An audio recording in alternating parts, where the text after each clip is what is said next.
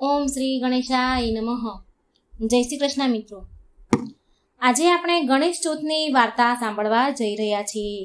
વિઘ્નહર્તા દેવ ગણેશજી, સર્વ મંગલ કરનારા દેવ ભગવાન ગણપતિજીની વાર્તા આપણે પૂરા મનથી શ્રદ્ધાથી મિત્રો સાંભળીશું. અને આ વાર્તા મિત્રો સારી લાગે તો વિડીયો શેર કરજો, લાઈક કરજો. વિડીયો શેર કરવાથી બીજાને પણ આ પવિત્ર કથાઓ સાંભળવાનો અવસર મળશે અને આપણને પુણ્ય મળશે. માટે મિત્રો વિડીયો શેર કરજો અને આ ચેનલમાં નવા હોય તો સબસ્ક્રાઈબ જરૂર કરજો. ઓમ ગંગ ગંગ ગણપતયે નમઃ. વક્રતુંડ મહાકાય સૂર્યકોટિ સમપ્રભમ નિર્વિઘ્નમ કુરુ મે દેવમ સર્વકાર્યેષુ સર્વદા. હે રીતિ સિદ્ધિના દાતા ગણપતિ દેવ, તમને ખૂબ ખૂબ નમસ્કાર. હે પ્રભુ, હે ગણેશજી, આ વાર્તા સાંભળનારને, વાંચનારને, બીજાને સંભળાવનારને બધા ઉપર તમારી કૃપા દ્રષ્ટિ રાખજો. વિઘ્ન હરજો, દુઃખ દૂર કરી ભરપૂર સુખ આપજો. એવી મનોકામના સાથે, એવી પ્રાર્થના સાથે પ્રભુ આ વાર્તા હું કહેવા જઈ રહી છું. સૌ ભક્તોનું કલ્યાણ કરજો. મિત્રો, આજના આ વિડીયોમાં આપણે 2024 મે મહિનાના શનિવારે 11 તારીખે આવતી વૈશાખ વિનાયક ચતુર્થી વ્રત વિશે વાર્તા કરીશું. આ વ્રતનો મહિમા, આ વ્રત વિધિની કથા સાંભળીશું અને આપણા જીવનને કલ્યાણ કરીશું. જે લોકો વ્રત કરે છે તે લોકો આ વિડીયો જરૂર જુએ અને જે લોકોએ વ્રત નથી કર્યું તો એ લોકો આ વિડીયો માત્ર સાંભળવાથી પણ તેમને વ્રત કર્યા બરાબર પુણ્ય મળે છે. તો અંત સુધી મારી સાથે આ વાર્તામાં જોડાયેલા રહેજો.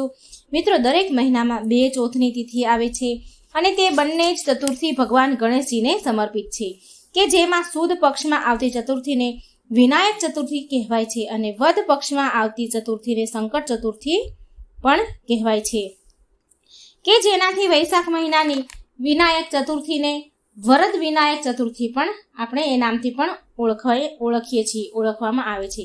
આપણે ત્યાં એવું માનવામાં આવે છે કે વૈશાખ મહિનાની વિનાયક ચતુર્થી એ ભગવાન શ્રી ગણેશનો જન્મ થયો હતો. ત્યારથી આ વિનાયક ચતુર્થી કહેવાય છે. આ દિવસે ભગવાન ગણેશનો જન્મ થયો હતો.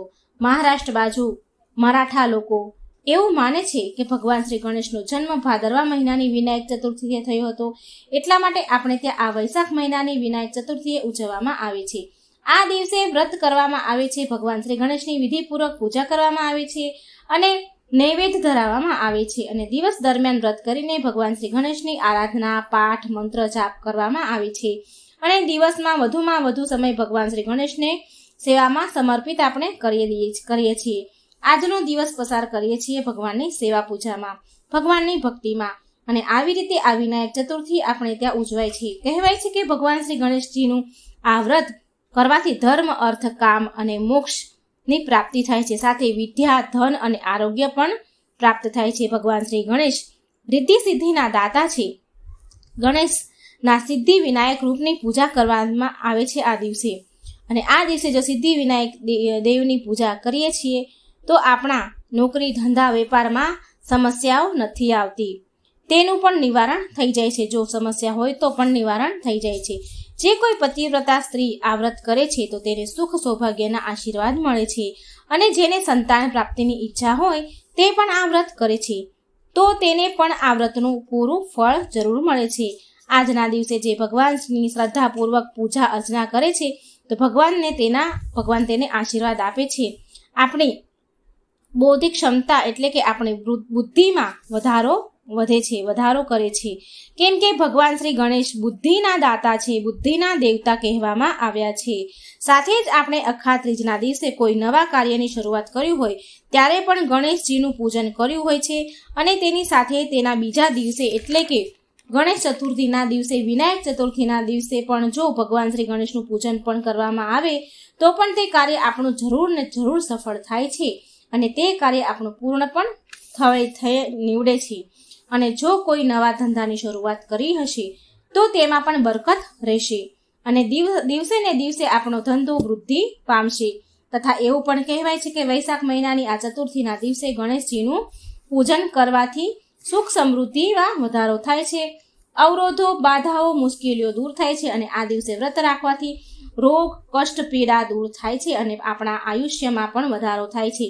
આ વિનાયક ચતુર્થીના દિવસે ગણેશજીની પૂજા દિવસમાં 2 વખત કરવામાં આવે છે. એક વખત બપોરે અને એક વખત સવારે. જો આપણે આ વ્રતની વિધિ વિધાનની વાત કરીએ તો આ દિવસે સવારે સૂર્યોદય સમયે સૂર્ય ઉદય પહેલા ઉઠી જવું અને સૂર્યદેવને જળ સમર્પિત કરીને આપણા ઘરના મંદિરમાં ભગવાન શ્રી ગણેશ તો હોય જ, બધાના જ ઘરમાં લગભગ ગણપતિ દાદા તો હોય જ છે.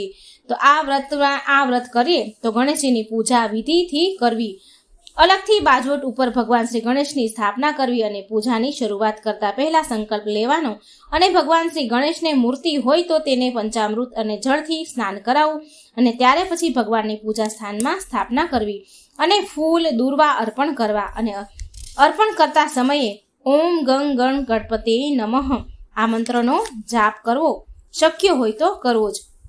અને જો શક્ય હોય તો 21 વખત જાપ કરવો, 21 દૂર્વા અર્પણ કરવાના અને ત્યાર પછી ભગવાનને પ્રસાદ અર્પણ કરવાનો, નૈવેદ્ય ધરાવો, આરતી કરવી અને થાળ પણ ગાવો.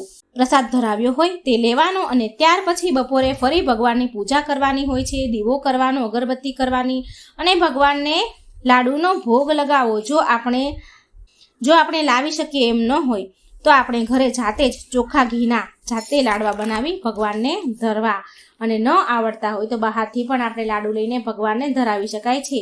અને ભગવાનને પ્રિય એવું જાસૂદનું ફૂલ અર્પણ કરીને આ દિવસે આપણે જે પણ કાંઈ સેવા કરીએ છીએ ને પૂજા કરીએ છીએ, જે વ્રતની વિધિ કરીએ છીએ તેમાં કોઈ ભૂલચૂક થઈ હોય તો આપણે તેની માફી પણ માંગી લેવી તથા આજે આ વ્રત કરીએ છીએ તો વ્રતની કથા સાંભળવાની જે હમણાં આપણે આ વિડીયોમાં સાંભળીશું અને એ ઉપરાંત સવારે પછી પૂજાપાઠ થયા પછી જો સમય હોય તો ગણેશજીના પાઠ છે, સ્ત્રોત છે એ પણ તમે કરી શકો છો. બપોરે જ્યારે પૂજા કરો ત્યારે બોલવું, લાડવાનો ભોગ લગાવો ત્યારે પણ પાઠ કરી શકો છો અને કદાચ કોઈ ત્યારે પણ સમય ન મળે તો સાંજે અથવા રાત્રે પણ આ પાઠ કરી શકાય છે. ગણપતિજીના કોઈ પણ પાઠ, ગણપતિ ચાલીસા, સ્ત્રોત છે, જે પણ ભગવાનનું તમને આવડતું હોય, તમારી પાસે હોય તો એ તમે કરી શકો છો. આ સિવાય પણ ભગવાન શ્રી ગણેશના બીજા પણ પાઠ છે તે પણ કરી શકો છો, પરંતુ સંકટનાશક સ્ત્રોત અને ગણેશ અર્થૌશેષનો પાઠ આજના દિવસે કરવો જ જોઈએ. એ ઉપરાંત બીજા પાઠ આપ કરી શકો છો. ઓમ ગંગ ગણ ગણપતે નમઃના મંત્રના જાપ પણ, માળા પણ તમે કરી શકો છો. આપણા ઘરના આસપાસ ક્યાંય ગણેશજીનું મંદિર હોય ત્યાં પણ દર્શન કરવા જવું હોય તો તમે ત્યાં જઈને સત્સંગ થતો હોય તો પણ કરી શકો છો. થોડી વાર બેસીને સત્સંગ કરવો અને ત્યાર પછી ભગવાનના ગુણ ગાવા ઘરે આવવું અને રાત્રે પણ જ્યાં સુધી જાગી શકાય ત્યાં સુધી જાગવું અને ભગવાનના પાઠ સાંભળવા, ભગવાનની કથા સાંભળવી. એવી રીતે આજનો દિવસ, આખો દિવસ ભગવાનની ભક્તિમાં પસાર કરવાનો.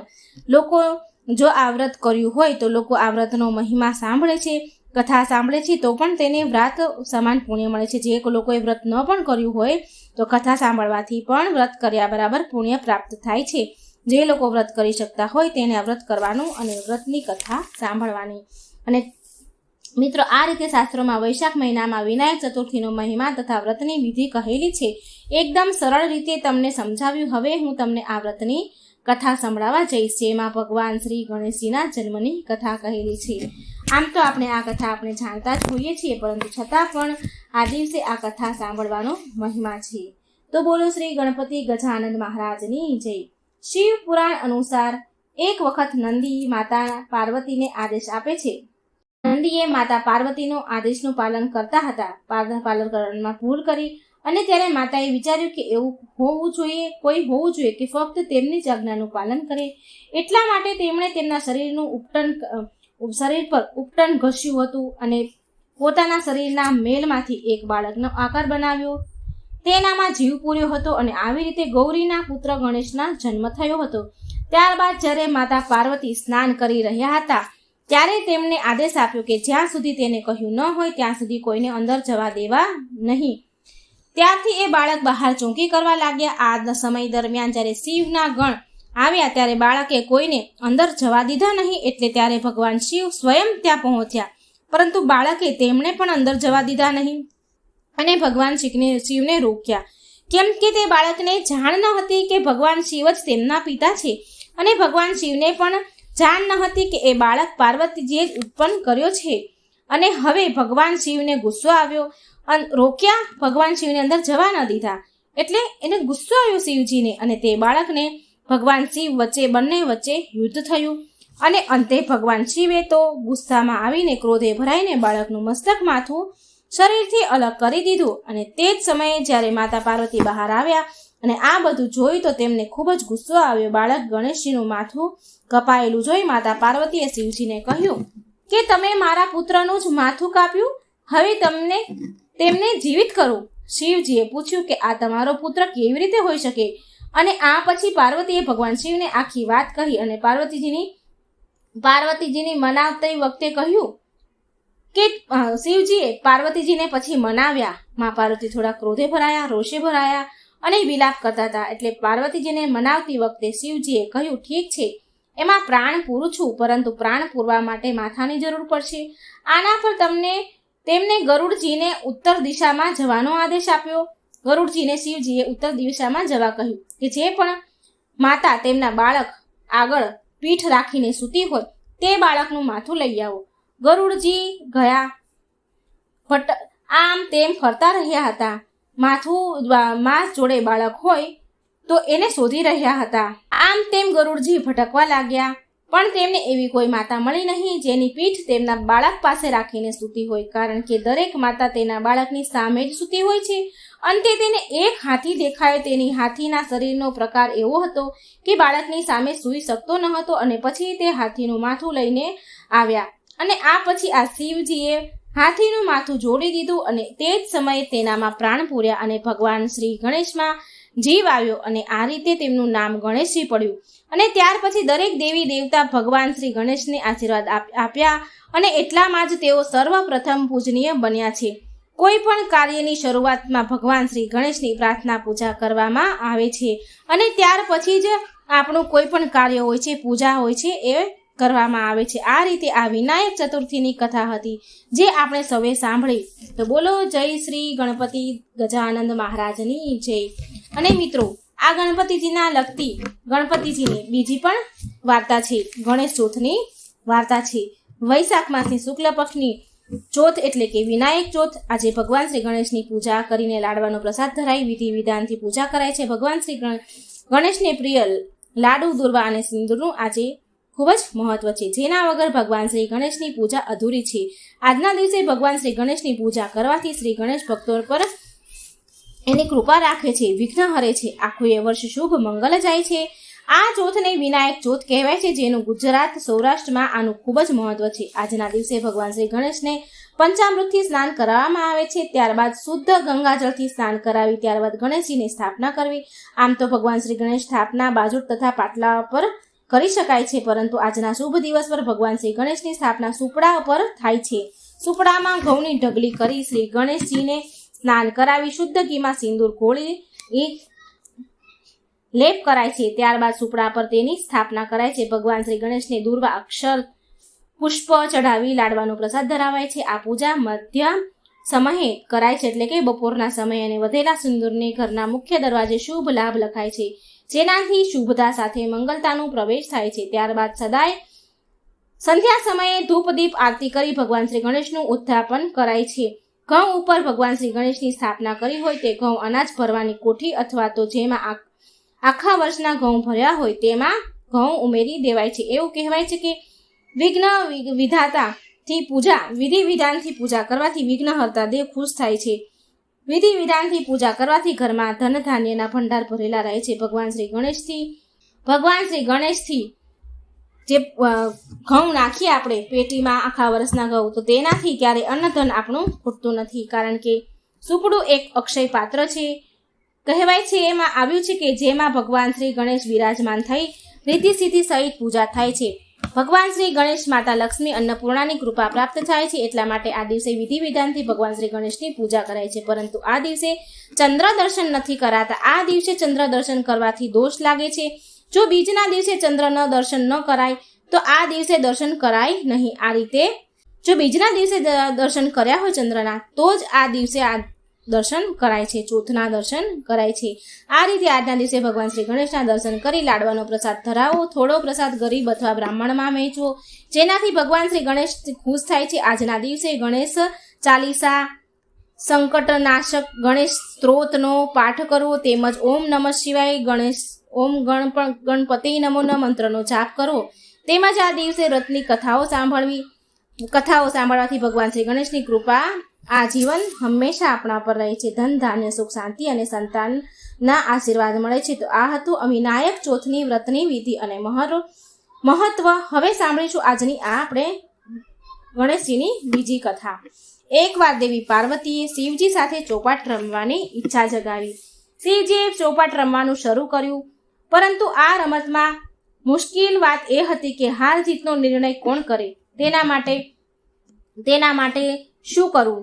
તેના માટે ઘાસના ભૂસામાંથી એક બાળકની રચના કરી, તેના પ્રાણ પ્રતિષ્ઠા કરી અને કહ્યું કે તું હાર જીતનો નિર્ણય કરજે. રમત શરૂ થઈ ત્યારે શરૂઆતમાં 3 વાર માતા પાર્વતી જીત્યા, પરંતુ તે બાળકે કપટ કર્યો કે મહાદેવ જીત્યા છે. ત્યારે માતા પાર્વતી ખૂબ જ ક્રોધિત થઈ ગયા અને એ બાળકને કાદવમાં રહેવાનો શ્રાપ આપ્યો. બાળકે માફી માંગી ત્યારે પાર્વતી માતાએ કહ્યું કે એક વર્ષ પછી નાગકન્યા અહીં આવશે. તેના કહેવા પ્રમાણે શ્રી ગણેશ ચતુર્થીનું વ્રત કરવાથી તારા કષ્ટ દૂર થઈ જશે. ત્યાર પછી એ બાળકે ગણેશજીની ઉપાસના કરી અને ભગવાન શ્રી ગણેશને પ્રસન્ન કર્યા. ગણેશજીના પોતાના માતા પિતા અર્થાત શિવ પાર્વતીના દર્શન માટે કૈલાસ જવાનું વરદાન આપ્યું. તે બાળક કૈલાસ પહોંચી ગયો. માતા પાર્વતીને મનાવવા માટે શિવજીને પણ રાત દિવસ સુધી શ્રી ગણેશનું વ્રત કર્યું અને પાર્વતીને મનાવા ગયા. ત્યારબાદ માતા પાર્વતીએ પણ પિતાના પુત્રને મળવા માટે રાત દિવસનું વ્રત કર્યું અને તેમની આ ઈચ્છા પૂરી થઈ. એવું માનવામાં આવે છે કે બાળક જ ભગવાન કાર્તિકેય છે. ગણેશ ચતુર્થી વ્રત કથા અહીં સમાપ્ત થઈ. કોઈ આજના દિવસે કથા સાંભળશે તેના દરેક વિઘ્નો પૂરા થશે, તેને સુખ, સમૃદ્ધિ અને સંપત્તિ મળશે. મિત્રો, શ્રી ગણેશ ભગવાનની પૌરાણિક કથાઓ આપણે બીજી પણ સાંભળીશું. આ કથાઓ સાંભળવાનું ખૂબ જ પુણ્ય છે. આપણે ગણપતિ દાદાની ડોશીમાની ખીરની એક વાર્તા સાંભળીશું. ઓમ ગંગ ગંગ ગણપતે નમઃ. એક સમયની વાત છે. એક વિમળા નામની ગરીબ સ્ત્રી રહેતી હતી. તે બહુ ઈમાનદાર અને સારા સ્વભાવની હતી, પણ કહેવાય છે ને કે પૂર્વજન્મના કર્મોના ફળ ભોગવવા જ પડે છે.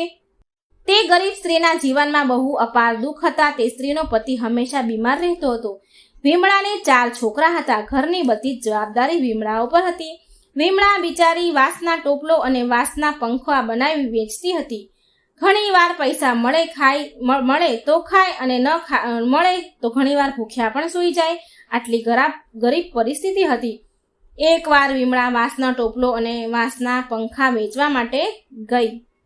એક શેઠની ઘરે વહેંચવા ગઈ. ત્યાં વિમળાએ એવી વાત સાંભળી કે ગણપતિ બાપાની પૂજા કરવાથી બધા દુઃખો દૂર થાય છે.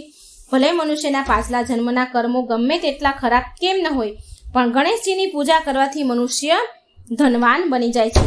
ગણપતિજીની પૂજાનો આટલો મહિમા છે. એવું સાંભળીને વિમળાએ મનમાં નિર્ણય કર્યો કે ભગવાન ગણેશની પૂજા કરીશ. ગણપતિજીની મૂર્તિ લાવવા માટે વિમળા રાત દિવસ ખૂબ જ મહેનત કરી રહી હતી. કામ કરવા લાગી. બહુ મહેનત કર્યા પછી થોડા પૈસા ભેગા થયા. એટલામાં ભાદરવો મહિનો આવ્યો. વિમળા ગણેશ ઉત્સવ મનાવવા માટે મૂર્તિ લેવા માટે બજાર ગઈ. પણ વિમળાને જોઈને દુકાનદાર કહેવા લાગ્યો કે તું અછૂત છો, તું નીચી જાતિની છો, તને હું ગણેશજીની મૂર્તિ નહીં આપું. આમ એમને કહ્યું. આમ દુકાનદારે વિમળાને મૂર્તિ આપવાની ના કહી. બજારમાં 3 દુકાનો વિમળા ફરી. એક પછી એક દુકાન ફરી, પણ 3 દુકાનમાં ગઈ, પણ તેને મૂર્તિ કોઈ આપી નહીં. પણ વિમળાને જોઈને દુકાનવાળા દૂર ઊભું રહેવાનું કહે કે તું જતી રહે અને મૂર્તિ આપવાનું ના કહી દે. દુકાનદારના મૂર્તિ ન આપવાના કારણે વિમળા બહુ દુઃખી થઈ. રડતી ઘરે આવી. ગણપતિજીને યાદ કરતી રહી. વિમળાએ તેની દાદી અને નાની પાસેથી એક વાર્તામાં સાંભળ્યું હતું કે બ્રહ્માંડમાં સૌથી પવિત્ર ગાયનું છાણ છે. સૌથી પવિત્ર ગાયનું છાણ માનવામાં આવે છે. એટલે વિમળાએ વિચાર કર્યો અને નિર્ણય કર્યો કે ગાયના છાણની મૂર્તિ બનાવીશ અને એ મૂર્તિની પૂજા અર્ચના કરશે. આમ નિર્ણય કરીને વિમળાએ ઘરના એક ખૂણામાં ગાયનું છાણ લીપી તૈયાર કર્યું. ત્યાં એક લાકડાનું પાટિયું મૂક્યું અને એના પર ગણેશજીની મૂર્તિની સ્થાપના કરી. હવે વિમળા પૂરી શ્રદ્ધા ભક્તિથી ગણપતિ બાપાની સેવા પૂજા અર્ચના કરતી હતી. ફૂલ પૂજા, દૂધ જેટલું પણ શક્ય હોય તેટલું ભગવાનને અર્પણ કરતી હતી. આમ વિમળાને ભગવાનની પૂજા કરતા 10 દિવસ ગયા. જેવી રીતે ગામના લોકોએ પોતાના ઘરમાં રાખેલી ગણેશજીની મૂર્તિને પાણીમાં વિસર્જન કર્યું, એવી જ રીતે ગામના બધાનું વિસર્જન કર્યા પછી, બધાના ચાલ્યા ગયા પછી વિમળા એવી જ રીતે ભગવાનને લઈ ગઈ. છાણની મૂર્તિને પાણીમાં વિસર્જન કર્યું અને ગણપતિજીનો જય જયકાર કરતા કરતા ઘરે આવી. વિમળા જેવી જ ઘરે આવી તો તેણે જોયું કે તેનું ઘર ઝૂંપડીમાંથી મહેલમાં બદલાઈ ગયું છે. તેના ઘરમાં અન્નધનના ભંડાર ભરાઈ ગયા છે. તેનો પતિ પણ સ્વસ્થ થઈ ગયો છે. ગણપતિજીનો ચમત્કાર જોઈને વિમળા અને તેનો પતિ ગણેશજીની જય બોલાવા લાગ્યા. ભગવાન ના તો નાત જુએ છે, ના તો જાત જુએ છે, ન દેખાડો જુએ છે. ભગવાન તો માત્ર મનનો ભાવ અને શ્રદ્ધા, વિશ્વાસ, સાચું મન જુએ છે. હે ગણપતિજી, તમે જેવી કૃપા વિમળા ઉપર કરી તેવા બધા જ તમારા ભક્તો પર કૃપા કરજો. હવે મિત્રો આપણે સાંભળીશું ગણપતિજીની ખીરની કથા. હમણાં જે આપણે સાંભળી એ ભાદરવા મહિનાની ચોથની કથા હતી. આ દિવસે ભગવાનની ગણેશજીની કથાઓ સાંભળવાથી આપણા દુઃખ દૂર થાય છે અને પાપો બળીને નષ્ટ પામે છે. ગણેશજી એક બાળ સ્વરૂપે પહોંચ્યા એક ડોશીમાના ઘરે ખીર ખાવા. આ ભગવાનને પ્રિય ખીરની વાર્તા છે. એકવાર ગણપતિજી બેઠા બેઠા આરામ કરી રહ્યા હતા તો તેમને વિચાર આવ્યો કે બાળક બનીને પૃથ્વી પર ભ્રમણ કરવા જાઉં અને તેમના ભક્તોની પરીક્ષા લઉં. આમ વિચાર કરીને ગણેશજીએ એક નાના બાળકનું રૂપ લીધું અને ધરતી પર આવ્યા. ગણપતિજીએ એક ચમચીમાં દૂધ અને એક મુઠ્ઠીમાં ચપટી ચોખા લઈને ગામમાં ફરવા લાગ્યા અને ગામમાં ઘરે ઘરે જઈને ગામના લોકોને કહે છે કે કોઈ મારા માટે ખીર બનાવી દો, કોઈ મને ખીર બનાવી દો. પણ તે બાળક સ્વરૂપ ગણપતિજીની વાત કોઈએ સાંભળી જ નહીં. બધા જ તે બાળક પર હસી રહ્યા હતા અને કહે છે કે શું આ એક ચમચી દૂધ અને એક મુઠ્ઠી ચોખાથી કઈ ખીર બને ખરી? ગણપતિજીની બધા હસી ઉડાવવા લાગ્યા. ગણેશજી આમ તેમ ફરી રહ્યા હતા ખીર ખાવા માટે, ખીર બનાવવા માટે કે કોઈ મને એક ચમચી દૂધ અને એક મુઠ્ઠી ચોખાની ખીર બનાવી દો. કોઈએ બનાવી ન દીધી. ત્યાં ફરતા ફરતા એક ઝૂંપડી પાસે આવ્યા અને ઝૂંપડી પાસે એક ડોશીમા ગરીબ બેઠા હતા. તે ડોશીમાએ આ બાળકનો અવાજ સાંભળ્યો કે તે ખીર બનાવવા માટે ફરી રહ્યો છે એટલે તે ડોશીમા બાળકને બોલાવીને કહે છે, લાવ બેટા, હું તને ખીર બનાવી આપીશ. તે ડોશીમા ઝૂંપડીમાં ગયા ખીર બનાવવા માટે. તેના ઘરમાં એક નાનું એવું વાસણ હતું. તેમાં ડોશીમાએ તે બાળક પાસેથી એક ચમચી દૂધ અને મુઠ્ઠી ચોખા લઈ વાસણમાં નાખી અને ચૂલા ઉપર ખીર ચડાવી દીધી. એટલે તે વાસણ તો આખું છલોછલ ભરાઈ ગયું. એટલે તે ડોશીમાએ બીજું મોટું વાસણ લીધું, તેમાં ખીર નાખી, પણ તે વાસણ પણ ભરાઈ ગયું. પછી ડોશીમાએ જે પણ ઘરમાં વાસણો હતા એ બધા જ તપેલી જે પણ હતું એ બધા જ લીધા અને બધા જ ખીરના ભરાઈ ગયા. એટલે તે ડોશીમા બોલ્યા કે બેટા, મારી પાસે જે પણ વાસણ હતા એ તો બધા ભરાઈ ગયા છે. એટલે તે બાળક બોલ્યો, માં, તમે બીજા મોટા વાસણ પાડોશી પાસેથી માંગી લો. એટલે તે ડોશીમા પાડોશીના ઘરે જઈને મોટા તપેલાઓ લઈ આવ્યા. એ બધા જ તપેલા ખીરથી છલોછલ ભરાઈ ગયા. એટલે તે ડોશીમા બોલ્યા કે અરે બેટા, આ તો બહુ બધી ખીર બની, આટલી બધી ખીરનું શું કરીશું? તો તે બાળક બોલ્યો કે માં, તમે એવું કરો કે આખા નગરમાં ખીર ખાવાનું નોતરું આપી દો. તે ડોશીમા જઈને પૂરા ગામમાં ખીર ખાવાનું નોતરું આપી આવ્યા. આજે બધા જ મારા ઘરે ખીર ખાવા આવું છું. આમ બધાને ગામમાં ખીરનું નોતરું આપે છે. પણ મિત્રો, તે ડોશીમા પર બધા જ ગામના લોકો હસવા લાગ્યા. એ ડોશીની મજાક ઉડાડવા લાગ્યા કે આ ડોશી તો એટલી બધી ગરીબ છે કે બધા પાસે ખાવાનું માંગતી ફરે છે, રોજ ખાવાનું માંગવા આવે છે અને એના બદલે આજે ખીર ખાવાનું નોતરું આપવા આવી છે. આમ બધા તે ડોશીમાની મજાક ઉડાડવા લાગ્યા અને ઘણા લોકો તો બોલ્યા કે ચાલો તેની મજાક ઉડાડવા, ચાલો તેના ઘરે ખીર ખાવા જઈએ. તે શું ખીર ખવડાવવાની હતી? આપણે ઘરેથી જમીને જઈશું, નહીં તો ભૂખ્યું જ રહેવું પડશે. તો ઘણા લોકો કહે છે કે અરે, ખાવાનું તો ઘરે આવીને પણ ખાઈ લઈશું. આજે તો આપણે જોઈએ કે આ ડોશી કેવી ખીર ખવડાવે છે આપણને. જેવી જ તે વૃદ્ધ ડોશીના ઘરે ખીર ખાવાનું નોતરું આપવા માટે ગયા તો તેની વહુએ જે ડોશીમાં ખીરનું ખાવાનું નોતરું ગામમાં આપવા ગયા હતા તો એ ડોશીમાની વહુ ઘરે હતી. તો એ ડોશીમાની વહુએ એવું વિચાર્યું, ખબર નહીં કે મારા માટે ખીર બચશે કે નહીં. મારી સાસુ તો આખા ગામમાં નોતરું આપવા ગયા છે, મારી માટે ખીર બચશે કે નહીં, શી ખબર. એટલે તેની વહુએ કાંસાની થાળીમાં ખીર નાખી અને બોલી, જય હો ગણેશ મહારાજની, તમને ભોગ લાગે. આમ બોલી તેણે ખીર ખાવાનું શરૂ કરી દીધું. તેણે ખીર ખાઈ લીધી અને પછી આખા ગામમાં બહુ બધા લોકો ખીર ખાવા આવ્યા. બધાએ પેટ ભરીને ખીર ખાધી અને જે જમીને ઘરેથી આવ્યા હતા તે લોકો તો બહુ પછતાયા. જ્યારે બધા ખીર ખાઈને ચાલ્યા ગયા તો વૃદ્ધ ડોશીમાં બોલ્યા કે ચાલ બેટા, હવે આપણે પણ ખીર ખાઈ લઈએ. ત્યારે એ બાળક બોલે છે, ભગવાન ગણપતિ દાદા બાળ સ્વરૂપમાં હતા એટલે એ બોલ્યા, હે માં, મને તો ભોગ લગાવી દીધો છે, મેં તો ખીર ખાઈ લીધી છે. ત્યારે તે વૃદ્ધ ડોશીએ કહ્યું કે બેટા, તે ક્યારે ખીર ખાઈ લીધી? મેં તો તને ખીર ખાતા જોયો નહીં. ત્યારે બાળક ગણેશ કહે છે, માં, જ્યારે તમારી વહુ સૌથી પહેલા કાંસાની થાળીમાં ખીર લઈને બેઠી હતી ખાવા, તો તેણે કહ્યું હતું કે જય હો ગણેશજીની, તમને ખીરનો ભોગ લાગે. મેં ત્યારે જ ખીર ખાઈ લીધી. ત્યારે તે વૃદ્ધ ડોશી બોલ્યા કે બેટા, તું ગણેશજી છો? ત્યારે તે બાળક બોલે છે, હા માં, હું ગણેશ જ છું. આ સાંભળીને વૃદ્ધ ડોશીમાં તો બહુ ખુશ થયા. ગણેશજીએ તેને ખૂબ આશીર્વાદ આપ્યા અને તેને ત્યાંથી જતા જતા ગણેશજીએ તેની ઝૂંપડી ઉપર લાત મારી, પાટું મારતા ગયા અને એનાથી તેને ત્યાં એક મોટો મહેલ બની ગયો. નોકર ચાકર આવી ગયા, ધન અન્નના ભંડાર ભરાઈ ગયા. હે ગણપતિ દાદા, જેવા તમે તે વૃદ્ધ ડોશીમા ઉપર કૃપા કરી તેવી તમારા બધા જ ભક્તો ઉપર, તમારી કથા સાંભળનાર, વાર્તા સાંભળનાર પર બધા જ પર કૃપા કરજો. વિઘ્ન હરજો, સંકટ દૂર કરજો, સુખ આપજો. ગણેશજીની વાર્તા ભાદરવા મહિનાની વાર્તા. નૈવેદ્યમાં ભગવાનને લાડુ અતિ પ્રિય છે, તેથી લાડુ બનાવવા પછી પૂજન કરવું. વ્રત કરનારે આ દિવસે એક વખત જમી એકટાણું કરવું. બ્રાહ્મણોને દાન દક્ષિણા શક્તિ ભક્તિ અનુસાર આપી શક્તિ મુજબ અન્નદાન વસ્ત્રદાન કરવું. ગણપતિ મહારાજ શંકર ભગવાન અને મા પાર્વતીના પુત્ર કાર્તિક સ્વામીના ભાઈ છે. ઉંદરનું વાહન છે. રિદ્ધિ સિદ્ધિ તેમને વરેલી છે. કોઈ પણ સારો પ્રસંગ હોય, ધાર્મિક પ્રસંગ હોય તો ગણપતિ મહારાજની પહેલી પૂજા કરવી પડે. રીજે તો લાડુ આપે અને ખીજે તો સૂંઢ ફટકારે. આવા આ ગણપતિ મહારાજ સર્વ દેવોમાં આ એક જ દેવ આવા કે પોતાના હાથમાં શસ્ત્ર રાખે નહીં, પરંતુ લાડુ રાખે. એક દિવસ ગણપતિજી દેવલોકમાં કૈલાસ જતા હતા. એવામાં જ્યાં ચંદ્રની પાસેથી નીકળ્યા કે ચંદ્ર ગણેશજીનું આવું સ્વરૂપ જોઈને ખી ખી ખી હસવા લાગ્યા અને બોલ્યા, વાહ ભાઈ વાહ, મોટું પેટ અને લાંબી સૂંઢ. આમ ચંદ્ર મશ્કરીમાં બોલ્યા અને ફરીથી હસવા લાગ્યા, પરંતુ ગણપતિ મહારાજ કંઈ બોલ્યા નહીં અને આગળ ચાલવા લાગ્યા. ત્યાં તો પેલો ચંદ્ર ફરીથી મશ્કરી કરવા લાગ્યા અને હસવા લાગ્યા અને બોલ્યા, એ દુંદાળા દેવ, આ ઉંદરની સવારીએ ઢચુક ઠચુક જાઓ છો, તે ક્યારે કૈલાસ ઉપર પહોંચશો? લ્યો કોઈ ઝડપી વાહન આપો.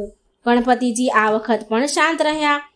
ટીખળીએ ચડેલા ચંદ્ર પોતાના વિવેક ચૂકી ગયા. વાણી કડવી વખ જેવી થઈ અને બુદ્ધિહીન થઈને બોલ્યા, બહાર તો આવા દેખાવ છો એ તો જાણ્યું, પરંતુ બોલતા પણ નથી.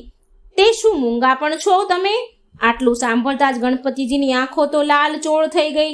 એમને થયું, હવે હદ થાય છે. આ ચંદ્ર પોતાના રૂપમાં અભિમાનમાં છકેલો, હવે તેને શિક્ષા કરવી જ પડશે. આમ વિચારી ગણપતિજી મહારાજ ક્રોધે ભરાઈને બોલ્યા, હે ચંદ્ર, તું તારા રૂપના અભિમાનમાં છકેલો છું, પણ યાદ રાખ, મારો તને શ્રાપ છે કે આજે ભાદરવા સુદ ચોથના દિવસે ત્રણેય લોકમાં વસનારા સર્વ કોઈ તારી સામે નહીં જુએ અને કદાચ જોશે તો તે મહા મુશ્કેલીમાં આવી પડશે. સાપ સાંભળતા ચંદ્રનો ગર્વ ઓગળી ગયો. તેને થયું, અરર, આ તો મારાથી અવિવેક થઈ ગયો. અભિમાનમાં વાણીનો સંયમ પણ રહ્યો નહીં કે કાંપવા લાગ્યો. અને જ્યાં ગણપતિજીની સામે કંઈ કહેવા જાય તો જુએ છે કે ગણપતિજી તો ક્યારનાય આગળ નીકળી ગયા છે. ચંદ્રને પસ્તાવો થવા લાગ્યા, પણ હવે થાય શું? ચંદ્રને એવી ભોઠપ લાગી કે તે છુપાઈ ગયા અને અંધકાર છવાયો અને અચાનક અંધકાર છવાવાથી ભારે અંધાધૂંધી ફેલાઈ. દેવો પણ ગભરાયા અને તેઓ ભેગા થઈને ભગવાન પાસે ગયા કે મહારાજ ચંદ્રના શાપનું નિવારણ કહો. ભગવાન કહે છે, દેવતાઓ સાંભળો, આ તો ગણેશજીનો શ્રાપ છે, માટે તેમના સિવાય શાપનું નિવારણ કોઈ બતાવી શકે નહીં. માટે આપ સર્વ ગણપતિજી પાસે જાઓ. વળી ગણપતિજી તમારા ઉપર ખુશ થાય તેવો રસ્તો પણ હું બતાવું છું, તે સાંભળો. તમે બધા ચંદ્ર પાસે જઈને એને કહેજો કે ભાદરવો માસ બેસે એટલે સુદ એકમની સુદ ચોથ સુધી ગણેશજીના ચોથનું વ્રત કરે. અને એ વ્રતની વિધિ આ પ્રમાણે છે. સૌ પ્રથમ ગણપતિજીની સોનાની મૂર્તિ બનાવવાની. જો સોનાની ન બનાવો તો સ્થિતિ પ્રમાણે કોઈ પણ ધાતુની બનાવવાની અને એ પણ શક્ય ન હોય તો ગણપતિજીની છબી લેવી. પછી એકમથી ચોથમાં જે દિવસ શુભ હોય તે દિવસે સારા ચોઘડિયામાં ગણપતિજીની સ્થાપના કરવી. પછી તેનું પૂજન કરવું, લાડુનું નૈવેદ્ય ધરાવવું. પછી વાજતે ગાજતે એ દિવસે સાંજે ગણપતિજીની મૂર્તિને જળમાં પધરાવી. એ દિવસે બ્રાહ્મણોને જમાડવા, દાન કરવું. આમ કરવાથી ગણપતિજી મહારાજની કૃપા ચંદ્ર ઉપર થશે. ગણપતિજી મહારાજ તેના ઉપર પ્રસન્ન થશે અને તેના શાપનું નિવારણ થશે. દેવતાઓના કહેવાથી ચંદ્રએ ગણેશ ચોથનું વ્રત કર્યું. વિધિ પ્રમાણે વ્રત કર્યું અને ગણેશજીને તેના ઉપર પ્રસન્ન થયા. ચંદ્રએ ગણપતિની ક્ષમા માંગી ત્યારે ગણેશજીએ તેમના પર કૃપા કરીને કહ્યું કે હે ચંદ્ર, તું મારા શાપમાંથી મુક્ત તો નહીં જ થાય, પરંતુ તે મારું વ્રત કરીશ, તેથી હું તારા પર પ્રસન્ન થયો છું અને તેથી હું તને આપેલા શ્રાપ હળવો બનાવું છું. આજથી જે મનુષ્ય ભાદરવો સુદ બીજના ચંદ્રનું દર્શન કરીને પછી સુદ ચોથના દર્શન કરશે તો તેને કોઈ પણ જાતની મુશ્કેલીઓ નહીં આવે, પણ ફક્ત સુદ ચોથના દિવસે જો દર્શન કરશે તો તેને મુશ્કેલીઓ આવ્યા વગર નહીં રહે. અને આજ પછી ભાદરવા સુદ ચોથના દિવસે વિધિપૂર્વક જે કોઈ મારું વ્રત કરશે તેના ઉપર હું પ્રસન્ન રહીશ અને તેના સંકટનું નિવારણ કરીશ. હે ગણપતિ મહારાજ, આપનું વ્રત કરનારને, સાંભળનારને, કથા સાંભળનારને આપ જેવા ફળ્યા તેવા સૌને ફળજો. બોલો ગણપતિ દાદા મહારાજની જય. ગજાનંદ ગણપતિની જય. જય શ્રી ગણેશ.